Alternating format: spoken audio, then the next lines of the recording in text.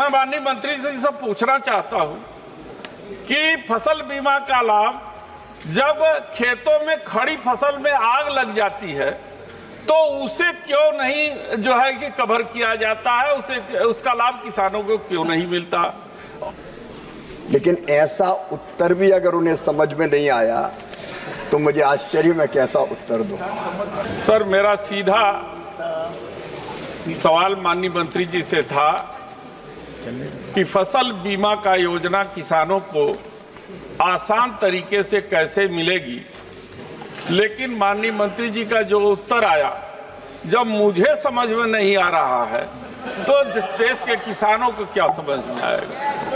और लगता है कि प्रश्न में बोल रहा हूं सर, तो मेरी पीड़ा है मैं आपके सामने रख रहा हूं, मेरे संरक्षक है। सबसे पहले मैं माननीय मंत्री जी से पूछना चाहता हूं कि फसल बीमा का लाभ जब खेतों में खड़ी फसल में आग लग जाती है तो उसे क्यों नहीं जो है कि कवर किया जाता है, उसका लाभ किसानों को क्यों नहीं मिलता। और उसी के साथ साथ जो किसान बटाई पर खेती करता है और वो बटाई पर खेती करने वाले किसान का भारी नुकसान होता है, सरकार उसे संज्ञान में नहीं लेती है।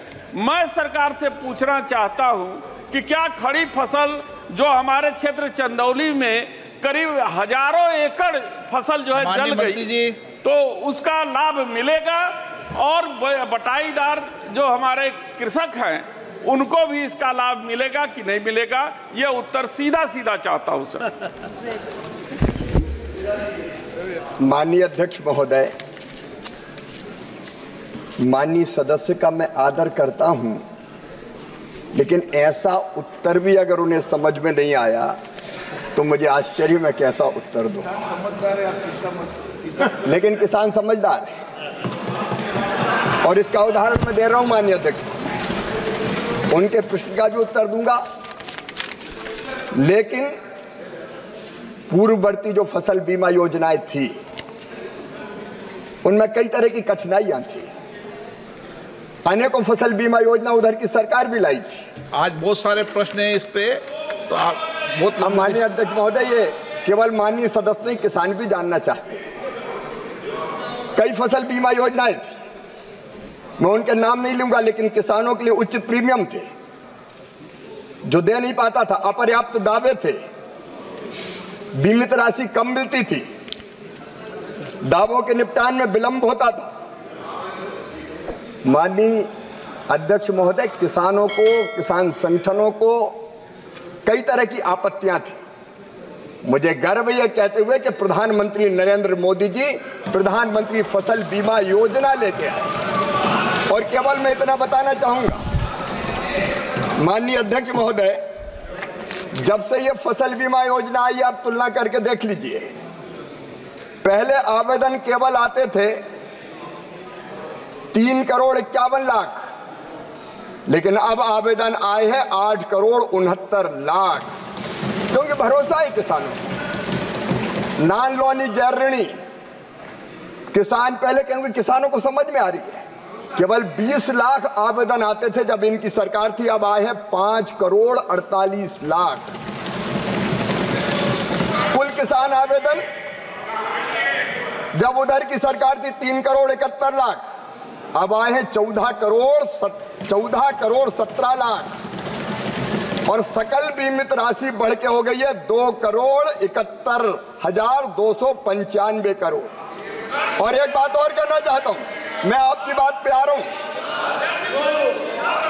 प्लीज। माननीय अध्यक्ष महोदय बैठिए। माननीय अध्यक्ष महोदय, कहानी नहीं है, सच्चाई है। 32,440 करोड़ रुपया प्रीमियम किसानों ने दिया है और 1,64,000 करोड़ रुपया उनको क्लेम दिया गया है इस फसल बीमा योजना के माध्यम से। जहां तक माननीय अध्यक्ष महोदय, भाइयों का भी ख्याल है भाई, इसलिए तो मामा हूं। आपको जानकारी देना चाहता हूं माननीय सदस्य, अगर नेचुरल कारण से फसल खराब होती है तो वो पूरी की पूरी कवर्ड है और किसान को उसका लाभ मिलता है।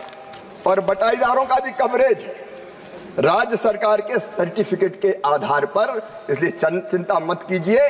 अगर राज्य सरकार सर्टिफाइड करती है तो हम बटाईदारों को भी कवर करते हैं और उनको भी इस योजना में सम्मिलित करते हैं। तो बता देना चाहता हूं कि हमारे क्षेत्र चंदौली जो लोकसभा में हजारों एकड़ में आग लगी और वहां फसल बीमा का लाभ नहीं मिला, और उनको बहकाने फुसलाने के लिए आप लोगों ने क्या ये मंडी समिति से थोड़े थोड़े पैसे दे करके उनको बहलाने का काम किया है, जो बड़ा ही दुखदाई है। मैं केवल पूछना चाहता हूं सर, आग में आती नहीं फसल में, बताओ ना।